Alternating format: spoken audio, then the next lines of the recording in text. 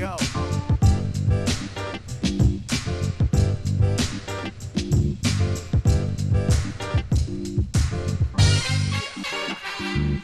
Grover Washington Jr. is the nothing personal word of the day for March 4th, 2022. How are you going to market that, Coca? Who is Grover Washington Jr.? Just the two of us. We can make it if we try. Just the two of us. Come at me, YouTube. You and I. Just the two of us. Making magic in the sky. Grover Washington Jr., go listen to that song. It's so good. I got into do you want to start the show over? I don't think we really need to, Coco, but I just want to tell you a story that I should have told you before we started taping. I was getting ready to go to sleep last night, trying to see if I could get sleep because I'm so freaking exhausted from this week and last week. But I got into both TikTok and YouTube rabbit holes, and I was watching videos of the Elton John reunion concert, or the final concert, Goodbye Yellow Brick Road. Goodbye Yellow Brick Road. So I'm watching Elton John now, then I'm watching him from 20 years ago, and 30 years ago, then 50 years ago.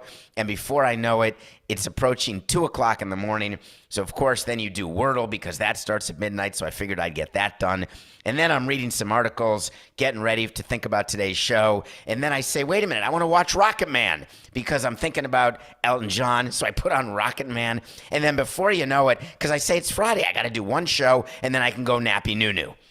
So then about 3 o'clock, I turn on Rocket Man, which, of course, I had to buy because I didn't have, so I got it. Rocket Man.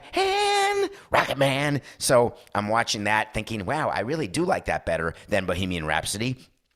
And he did his own singing, even though I love Bohemian Rhapsody. So then I started listening to Queen and watching the old Live Aid Queen on YouTube. That's a rabbit hole. Just the two of us. We can make it if we try. That's what the owner said.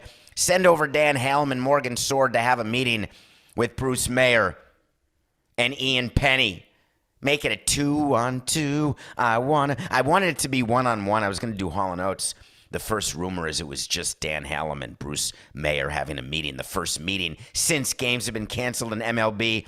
The number 2 in charge of the players and the owners were going to get together, and I was going to sing 1-on-1. I want to play that game today. And then it was 2-on-2. So here's what's happening, and here's what came out last night in the middle of the night. That was fascinating because we've talked about it. Now we have confirmation about it, but we're going to go into some detail about it, if you don't mind. So the owners went back to New York. The players went back to New York. And when I mean that, I mean the representatives. They get back. They check out of their hotel. They pay for incidentals. Side note, do you know when teams check into hotels, the way it works is you get keys waiting for you. The hotels, all team hotels, put out a table with a tablecloth, and when the team bus comes from the airport, when you're checking into a city, there is a table, and you've got staff, coaches, executives in one part of the table, players in another part, and the name, and then your name on an envelope, and in the envelope is your key. Now, many people don't check in using their own name. I used to use the name Jay Trotter from Let It Ride. And you had many, many players who used many different names. Some players used their own names, didn't much matter. So you walk into the hotel, you get a key, you get your key. Then there is a table of food. Like even if you're getting in at 2 in the morning or 11 o'clock at night, it doesn't matter. There's a vat of waters you can take to your room. And then they've got granola bars and bananas and cookies and all sorts of stuff that you can bring to your room.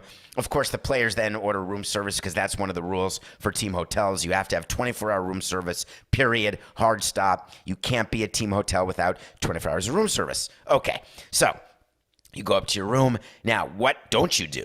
You don't leave a credit card, which is what normal people do when you check in. Hey, can I have your license and credit card? When teams check in, there is not a license or a credit card. It is just they cordon off the area, there's security, and you walk up to the table, you see where your name is, and you go to your room. Then the bell people come with your bags. Some players say, just leave my bag until the morning. I want to go right to sleep, or I want to go right out, or don't interrupt me. I've got company in the room, so don't worry about the bag. I would always get my bag first because when you're the president of the team, The traveling secretary knows that the president, the manager, and the GM get their bags sent up immediately, especially me, because no matter when I would get to a hotel, 2 a.m., 3 a.m., 4 a.m., I'm fully unpacking, washing up before I'm going to not sleep. So at the end of your stay in that city, you have to check out, except you just leave. So what players do is they go to the ballpark either by taxi or they take the team bus, and you don't go to the front desk and you just walk out. You leave your key or you don't leave your key, and the bell people come and get your bags. You don't have to bring your bags if you don't want, but some bring their bags to the lobby. But on the itinerary that we all get before you go on a road trip, which tells you what city you're in, believe me, sometimes you don't remember. It tells you what the weather's going to be. It tells you what time the game starts, what time the buses are, etc. In capital letters, at the end of the last day in a city, the itinerary says, pay your incidentals. All caps. Incidentals are when you order room service or when you have a massage or whatever it is that you do that is not part of what the team pays for, which is just your room and your tax. So every single time players leave and they forget to pay their incidentals. They just forget. So then the hotel has to call the traveling secretary and say, hey, do you want us to put this on the master account?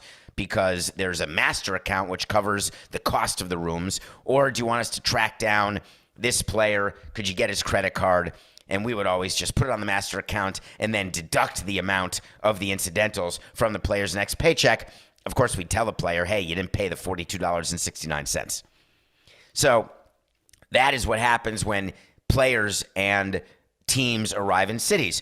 When negotiators leave towns, they go back home.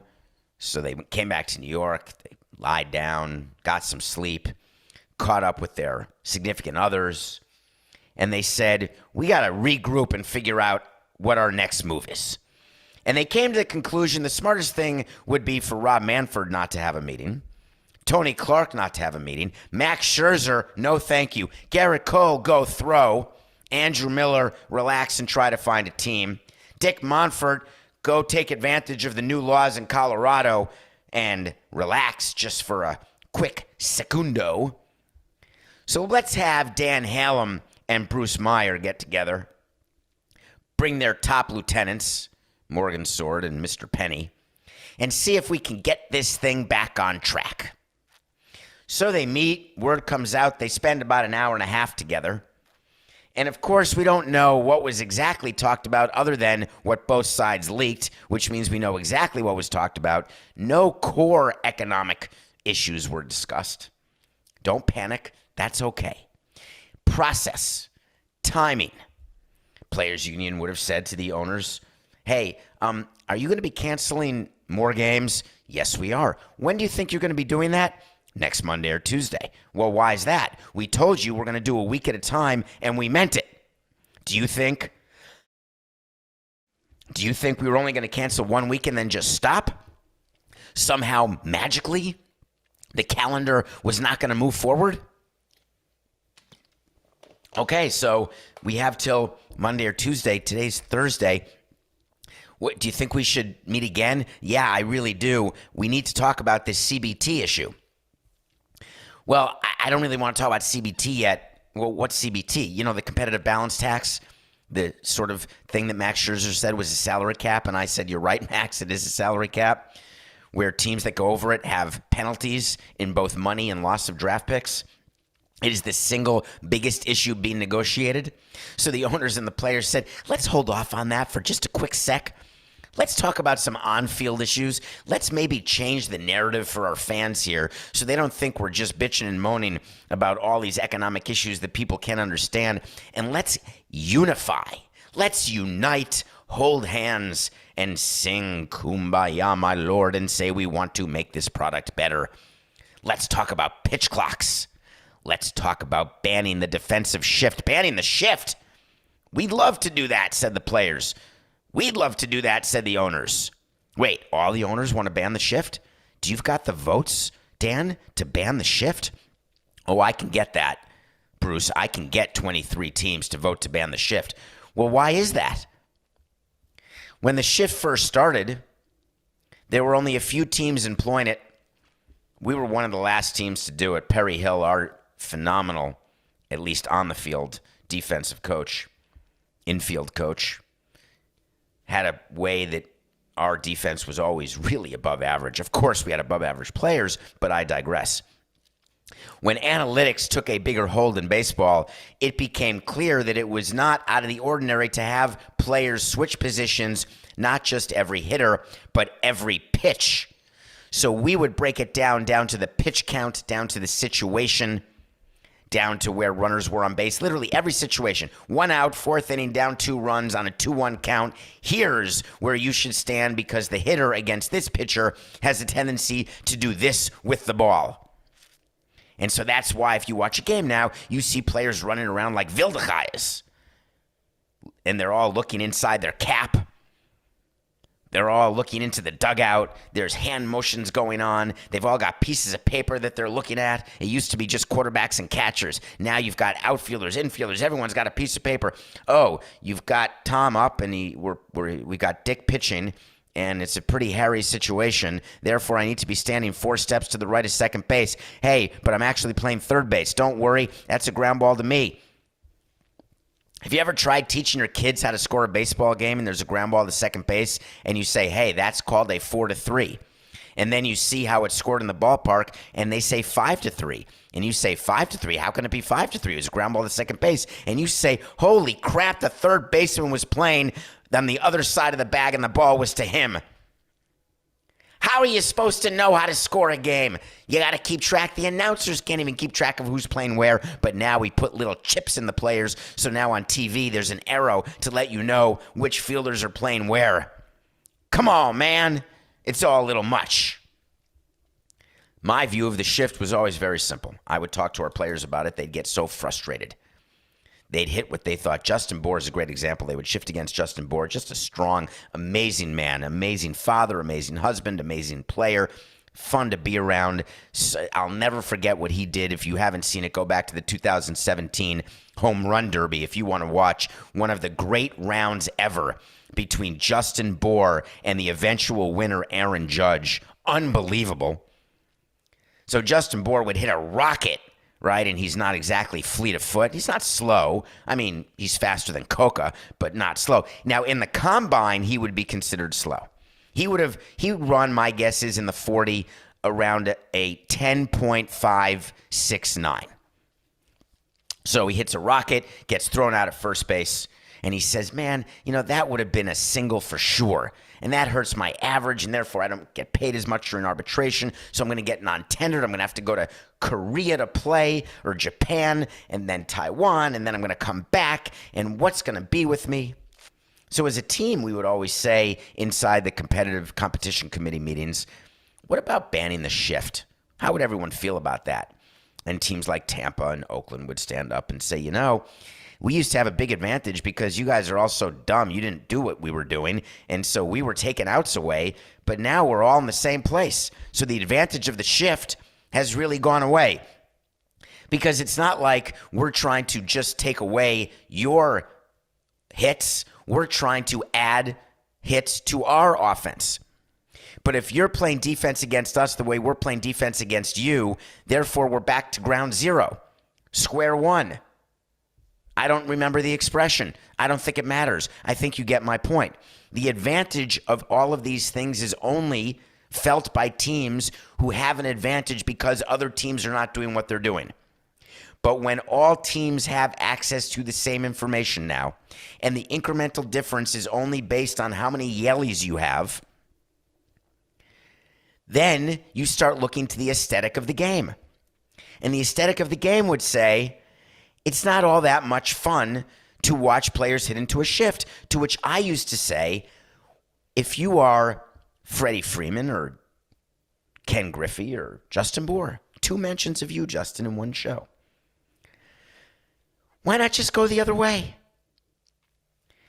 And the players would say to me, hey, Dave, I got a question for you. If I played 10 people on the right side of second base, and I said to you that there will be nobody, literally nobody, no outfielders, no infielders, nobody. What average do you think you would have in baseball? And I said, if I were a professional baseball player, I'd hit 650, 700, because I would just tap the bat.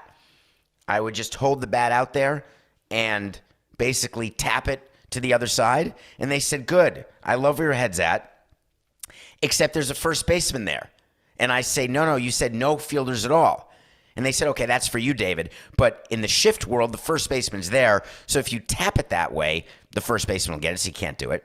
So you have to find a way to hit it a little harder to get it through the hole in the infield where the shortstop normally would be or the second baseman normally would be. And so they always say to me, it's not as easy as you think. And so we'd have back and forth about how hard it is to hit baseball, which is the hardest thing to do, of course.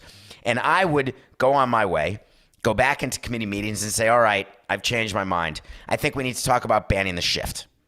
And momentum has increased over the years. And now we've got full agreement that banning the shift, while it may not be the panacea toward more on-field action and better pace of action, it's certainly a start.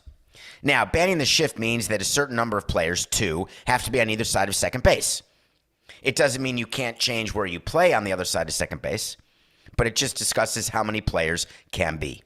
Because shift is when you have 3 players on one side of the base, obviously. Okay, so they sit and talk about that, owners and players, and they have agreement because players want to have more hits, no question. Of course, pitchers want to have lower ERAs. Are we seeing a schism in the union where hitters want one thing but pitchers want another? Yes, that exists with every one of these on-field issues. Anything that's good for hitters is bad for pitchers. Anything that is bad for pitchers is good for hitters. So the union has to calculate what the overall feeling is and how many votes they have amongst their player reps and amongst their ranks for whether or not these on-field changes are going to be accepted. Believe it or not, even the universal DH, because the more offense, the more ERA, the worse pitchers will get paid. So one side of this bargaining unit, the players, have to pay attention to how certain players feel about things and certain other players feel about them. We shouldn't be surprised by that. Are you then surprised that that's what happens on the owner's side too? How many more times do I have to explain? How many? I'll do it all day. I'm here every day, 45 minutes, and I appreciate your time more than you know. We're going to set another record this week. Every week's a new record because of you. But I'll keep saying it. Rob Manfred is not to blame for this lockout. Rob Manfred's hardest job is getting 23 owners to agree what shape the negotiating table should be. The owners need 23 votes to ratify a collective bargaining agreement. The players could offer everything the owners want. Step back on every issue. And if there are 8 owners who still want something else, it wouldn't be enough. Dianu.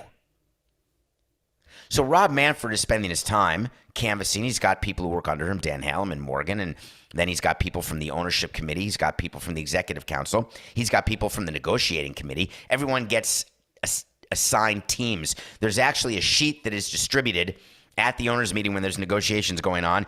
This person from the negotiating session, Ron Fowler or Dick Monfort, who were on the committee, you saw Hal Steinbrenner as well. They are responsible for the following 5 teams. If you have any questions, call your representative. So you'd call up Dick Monfort and say, hey, Dick, yeah, we're the Marlins. We're a no on CBT going over $220 million. Dick would say, come on, seriously? Dick, I'm telling you, I will not vote yes to this agreement if the CBT level is over 220. I want the number as low as possible because I want teams to pay as big a penalty as possible for having a runaway salary. And Dick would say, really? You're definitely a no? All right, hold on. I'll be right back to you. Hey, Dan, it's Dick. Yeah, I got Samson. He's a no. All right, how many no's do you have? That's it. I got 1 no in my group. All right, Hal, what about you? Ooh, I got the Angels. They're a problem. Don't worry about the Angels. No, we have to worry about the Angels. How come? Because Arte Moreno, the owner of the Los Angeles Anaheim Angels, I call them the Anaheim Angels. That's right, Arte. You are the owner of the Anaheim Angels. What, you think we weren't paying attention when you became the Los Angeles Angels of Anaheim? And then when you just became the Los Angeles Angels because you thought for whatever reason being the Los Angeles Angels would make you as popular and give you as much revenue as the Los Angeles Dodgers? And then you tried to spend as much money as they did, but you spent it wrong, but you did spend money. But then the Dodgers sold, and the parking lot guy, McCourt, sold them, and then the new guys came in, got the $1 billion TV deal, and you said, oh, crikeys, now I got to rein in the Angels. Damn it. 469. Oh, crikeys, now I got to rein in the Dodgers. So Arte Moreno speaks to his guy and says, hey, I'm a no on that offer that we're giving the players. And Hal Steinbrenner says, why you a no? And Arte Moreno says, is Rob in favor of this? And Hal says, yes. And Arte says, well, I'm a no. Well, Arte, what about if Rob says the sky is blue? No problem. I'm a no. All right, listen. Do we at least agree that it's 2021? No. That was a trick question, Arte. It's 2022. No, it's not. Arte Moreno was one of the leaders of the Don't Elect Rob as commissioner. Do you remember when Rob was elected commissioner back in 2013 and it was released publicly? It was the 30-0 vote. And I told you that that's not at all what it was, that the vote was 23-7. And then once Rob had been elected commissioner 23-7, John Henry stood up and said, hey, I was a no because I voted for my guy, Tom Werner, because then I wouldn't have to be partners with him anymore and I'd be even more in charge. But anyway, I digress. So John Henry stood up and said, hey, can we do that vote again? Because I think we should make it, I'm going to change my vote because my no vote doesn't matter anymore because Rob's already commissioner. So then they took a new vote. Bud said, great, let's take a new vote. Yes. Diamondbacks, yes. Ooh, Ken Kendrick voted for Rob? Well, he's been a no the entire time, but screw it. We'll just be part of the unanimous vote. So from a PR standpoint, we look like we're all together. Like all the owners are all together. It's such a joke. The owners can't stand each other. They're totally competitive. It is the biggest BDC of all time inside these owners' meetings. Okay. Anyway, can I say BDC on the air? Did this just become explicit? Okay.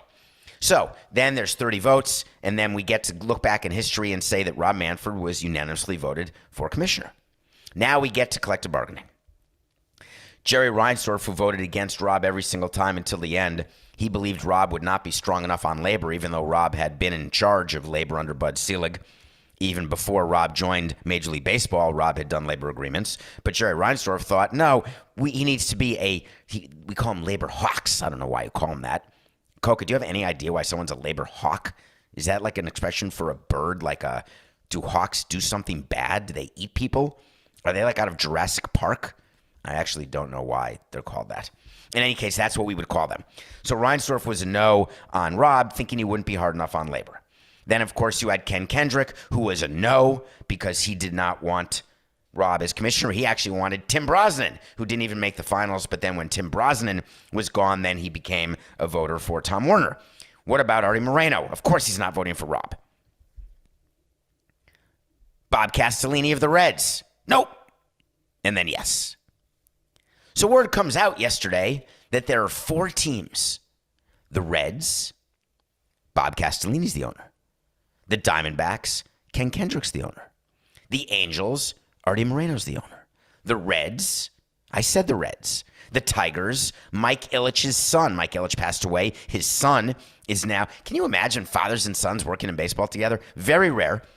So Mike Ilitch's son, Chris Ilitch, now runs the Tigers. Those 4 teams were a no on the final offer that was given from the owners to the players. And I told you that the Marlins, if I were still the president, would have been a no also. The reason everyone's a no is the CBT threshold at 220 was too high. The players wanted at 245. Is there a compromise at 230? Everyone's saying just do the deal. Just go to 230 and you're fine. Split the difference. And I say to you, it can't work that way. Because owners who are a no at 220, you can bet your bippy they're a no at 230. And there are going to be more owners who are a no at 230. So you're blaming Rob for not getting a deal done on CBT when he doesn't have the votes. So how did Bud Selig get votes? And why can't Rob do the same? Because Bud Selig operated in a way that Rob Manfred does not. Bud Selig would figure out how to make side deals with all clubs. I need your vote for this, but I'm going to take care of that. We're keeping track. We've got a black bag that we carry with us. It's locked. It's like our version of the football. We have it chained to Leroy's. He's the head security guy. You see him in all the pictures. He's the nicest guy in the world, by the way. One of my favorites. I love you, Leroy. I know you listen to the show. Shout out. Carrying around in his briefcase all the different favors that are going back and forth so everyone can keep track in the days of Bud. When Rob took over, he said, I'm not going to operate that way. I don't need 30 votes. I only need 23. If I got 7 owners pissed at me at all times, no problem, as long as they're not on the compensation committee. It's true. If you've got the compensation committee and 23 votes, you got the power. But now, what if he doesn't have 23 votes? And he's getting all sorts of public flogging. Rob's going to have to do his best Bud Selig imitation and make some side deals. That is what is taking some time right now. You've got the commissioner's office working with the different owners who are no's, trying to make sure they become yeses, and making sure there aren't 8 of them who stay no's during the pendency of this. Because if you've got 8 owners who don't want to play till July, I've got a surprise for you, ladies and gentlemen, and everybody else. There won't be baseball until July. It doesn't matter what the players want. It doesn't matter how much the players bitch and moan. If you've got a block of 8 owners and no deal can be made to get one of those 8. Rob knows this because that's how he became commissioner. There were 8 owners who didn't want him, and we got the learners to vote yes. We made a deal with the learners to change their vote, and that's how Rob became commissioner at 23-7. If you make a deal with one of the 8 teams who are a no, you're going to get a ratified agreement. And do you think that Dan Halem is not talking to the players and Bruce Meyer about this? He goes to Bruce Meyer and says, listen, I don't know what you want me to do. Help me help you. Help me. Show me something. Give me a pathway where potentially we can get one of the 8 no's to be a yes. Work with me. So it is going to be a fascinating, and I mean this, a fascinating next couple of days as we head toward the next announcement. Because what I'm looking for when they cancel the next set of 6 games, as I told you, I'm looking to see who announces it, I'm looking to see how it's announced, and I'm looking to see player reaction. Then I'm looking to see what the owners do in terms of not just communication, but how they're going to handle what is now being reported, which you knew from Nothing Personal, is discord between the owners, which is music to the ears of the players. Maybe. Not guaranteed, though. Because some players actually want to miss some games, but then they want to start playing because they will have proven their point. But if they play their hand too strongly and don't have enough owners who actually are willing to settle at some point, then the players will find themselves SOL without getting paid. It is going to be a fascinating next couple of days. Word of the day was Grover Washington. Just the 2 of us. All right, Coca. What do you want to do? You want to go to break, or should we go to Ruben? You know what I want? I want to talk to Samson. You know what I want. I want you, Ruben. Ruben's someone who works at CBS Sports, CBS Interactive, CBS Sports HQ, an incredibly talented guy who, according to salary, would not indicate that he'd have 17,000 pairs of sneakers. But what do I know? He actually slid into my Twitter, which is weird because he's got my cell phone number, and he actually texted me that I just did a So You Want to Talk to Samson in your DMs on Twitter at David P. Samson, to which I responded, actually, I don't know, Coca, this is actually, hold on, this is live right now if you're on YouTube, Nothing Personal with David Samson. I'm going to see what I did respond to Ruben when he said that. He said, that was a, I want to talk to Samson, but it's so you want to talk to Samson. Tweet, David. I said, ha ha, I'm in. He said, love it. Now I'm going to say, recording it live now. There it is. I literally just sent that to you, Ruben. Recording it live now. So you want to talk to Samson, get into my Twitter and ask a question. Now, I tweeted a picture of the Marlins championship ring yesterday, and so he said, what goes into designing a championship ring? Would love to know what that process is like from start to finish. Well, it starts with inheriting a baseball team that is a championship team. Then trading for Juan Pierre, signing Pudge Rodriguez, trading for Jeff Conine, trading for Ugueth Urbina, getting Todd Hollandsworth, signing Mark Redmond, getting Chad Fox off waivers. What a slider he had. Trading for Dontrell, bringing him up, bringing up Miguel Cabrera, somehow getting past the Giants and Cubs, then getting to the World Series against Derek Jeter's Yankees, then winning. The minute you win the World Series, you get the trophy, you get interviewed by Bud Selig, get interviewed by somebody at, by the way, Ruben just responded, can't wait, thank you. Well, won't have to wait long. I'm going to just write that, won't have to wait long. Okay, that's live tweeting, folks. Actually, it's not, it's live texting. And by the way, what you're not seeing now because it's in my ear is Coca is actually texting with Ruben now also, while Ruben's trying to do his job. So you win the World Series, you get handed the trophy. The next question the media asks, what about the rings? So there's several companies that make rings. Jostens, Intergold, Tiffany. And then you've got a few others that sort of join the Balfour. And they contact me. Right after the World Series, the day later, you get an email. And the email says, we would like to be considered to design your ring. And we said, great. Why don't we have a phone call? So what we did is first we sat down with our owner, Jeffrey Loria. And Jeffrey Loria said, here's what I want. I want the biggest World Series ring ever made. And I want to make sure that there is a red ruby in the eye of the Marlin on the top of the ring. And then I want you and Beinfest, me and Larry Beinfest, the GM, to figure out who's getting the rings and then to make up a set of rules of how you're going to decide who gets rings because we're going to have different levels of rings. And then I want to get 3 companies. You'll negotiate the price, but I want 3 companies to show me their designs, and then I'm going to choose what I like best. So then you get sent to you by FedEx, a wax ring, which is made of wax and shows what their view is of what the top of the ring will look like with a PowerPoint presentation in color and then a description. You've got 200 diamonds, and you've got a ruby here, and then you've got a teal diamond there, and then you've got on the side a picture of this, that, and the other. And then Jeffrey looks at it, and then because he's so brilliant with his eyes as an art dealer and recognizing what is incredibly beautiful, he says, actually, I want to do this, I want to do that, change it to this, change it to that. And we say, let's put information on the side of the ring because it's so big, we can actually put every team we beat during the course of our playoffs. And we can put what the score was of each series. Then we can put the World Series trophy, a picture of that on the ring. And then we can inscribe under the ring the name of every player who's getting the ring. There's all sorts of things we can do. How much is that going to be? And then they send you a proposal, these different companies.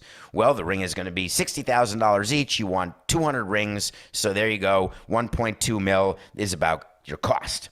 Now, did you know a little nugget that I don't know if that's been made public? But, hey, I'm not in baseball anymore. Baseball, out of its revenue, central revenue, gives a subsidy to the winning team of the World Series to pay for rings. So teams don't have to pay for it themselves. So, of course, I took that subsidy. I said, Jeffrey, here's our budget. And Jeffrey said, no, that's not our budget because I want the following 20 things, and our rings are going to cost twice that amount. So put it in the budget. I said, well, that'll lower our payroll.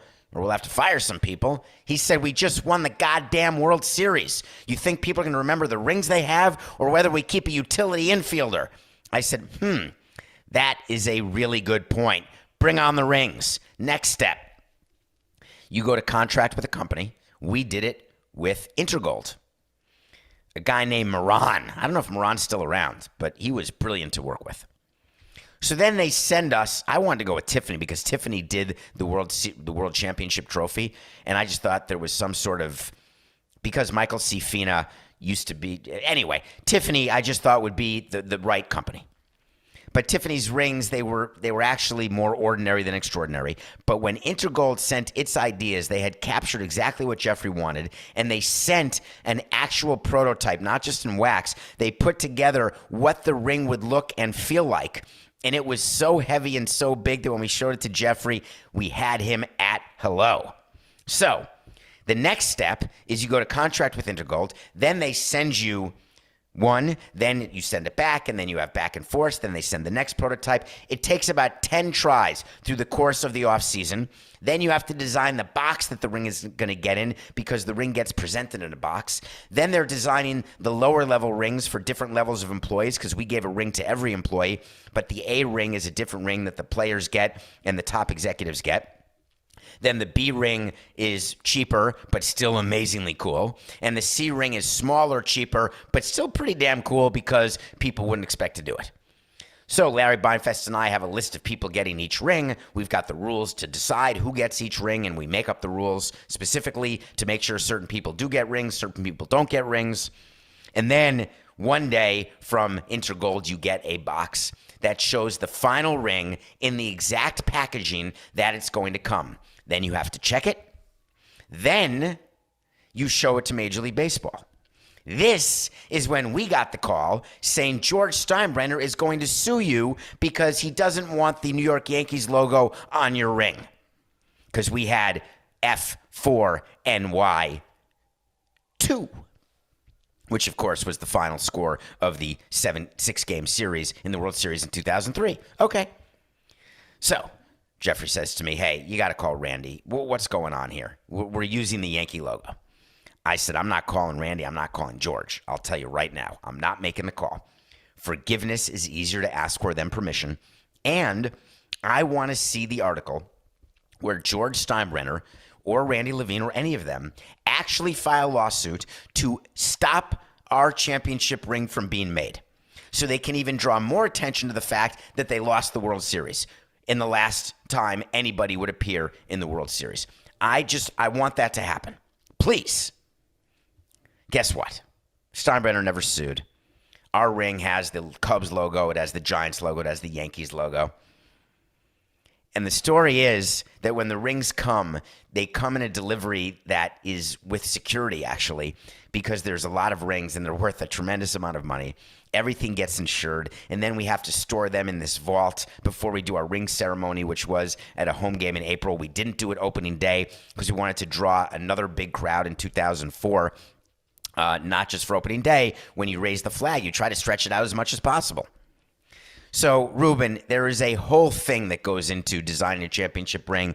Owners get involved, presidents get involved, there's rules, and it is a super cool process. And the only regret I have, is I was only able to be a part of one ring design and not two. Okay, I finally did it, folks. I got through a 180-minute movie.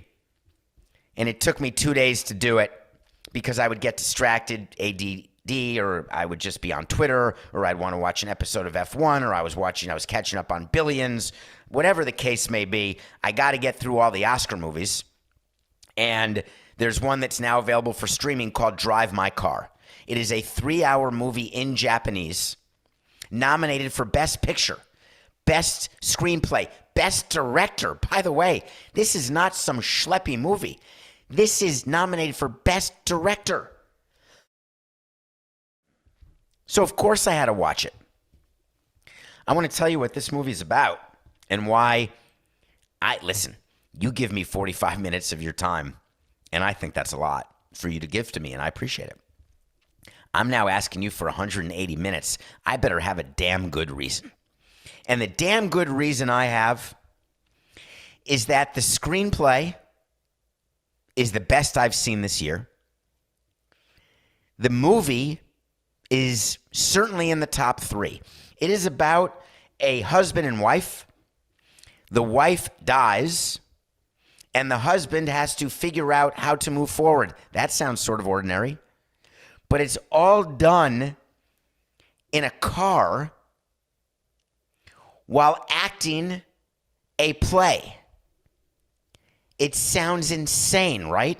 Have I gotten your attention when I say that the relationship that develops between the husband and his driver is actually the more important relationship than the husband and his wife, and there's no sex in the champagne room? It is not about sex. It's not about money. It's not about love. It's about living. We've talked a lot about this show about grief, how to deal with it, the guilt people feel. We talk about how to move forward when loved ones die. You live long enough, loved ones will die, and how you figure that out. The way this writer and director and these actors, and it's in Japanese, the subtitles, you don't even know you're reading subtitles.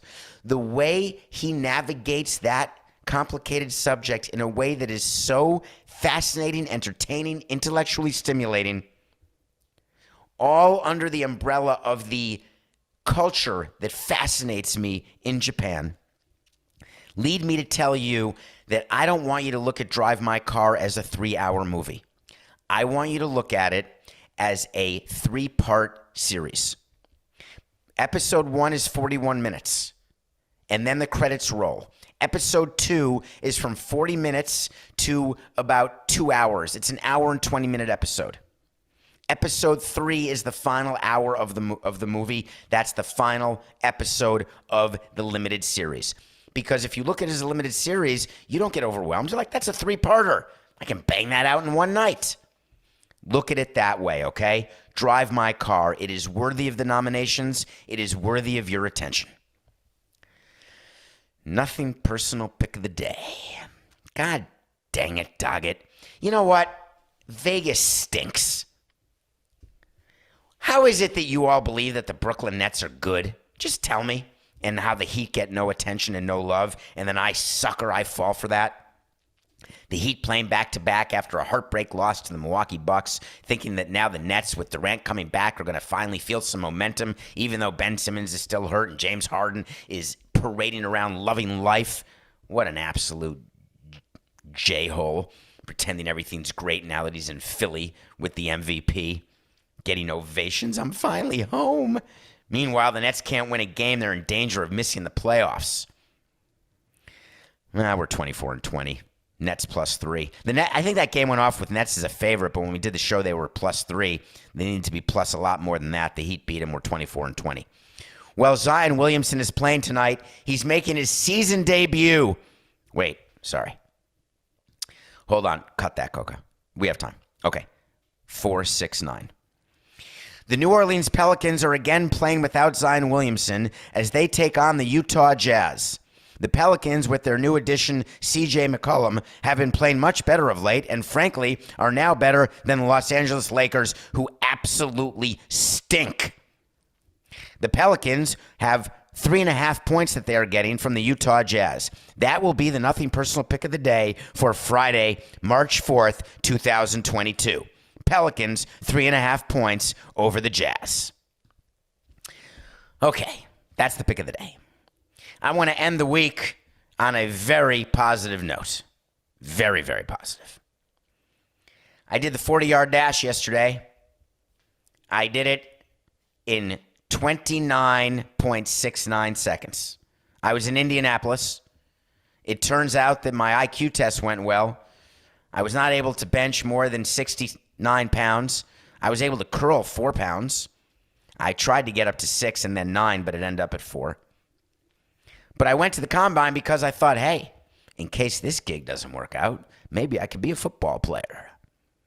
But the biggest news out of the combine, and I end the week on a very positive note, is the NFL sent a memo that the NFL and the NFL Players Association have agreed to suspend all aspects of the joint COVID-19 protocols effective immediately. Folks, we've made it.